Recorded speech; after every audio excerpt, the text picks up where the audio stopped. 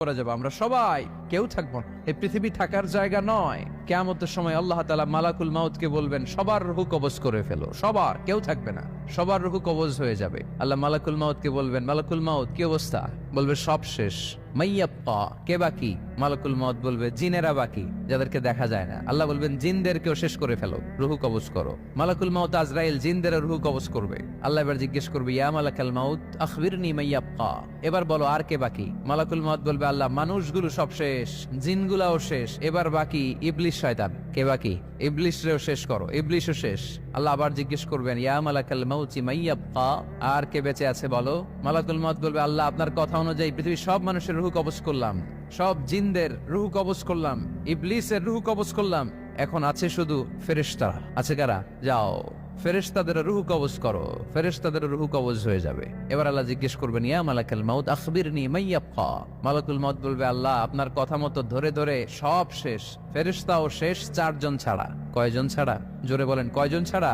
ইসরাফিল, জিব্রাইল, মিকাইল, আজরাইল। আল্লাহ এই 4 জন আমরা বাকি। আল্লাহ বলবে, যাও ইযহাব ইনতালিক ইলা জিবরিল ওয়াকবাদ রূহা, জিব্রাইলের রূহ কবজ করো। ইযহাব ইলা ইসরাফিল ওয়াকবাদ রূহা, ইসরাফিলের রূহ কবজ করো। ইযহাব ইলা মিকাইল ওয়াকবাদ রূহা, রূহ কবজ করো। ওই 3 ফেরেশতাও শেষ। এবার আল্লাহ তাআলা জিজ্ঞেস করবেন, ইয়া মালাকাল মাউত আখবিরনি মাইয়াব্বা, হে মালাকুল মাউত আর কে বাকি আছে বলো?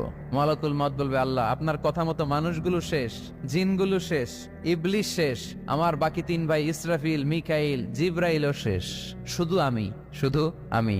আল্লাহ বলবেন, কেউ নাই? মালাকুল মাউত বলবে, না আল্লাহ কেউ নাই।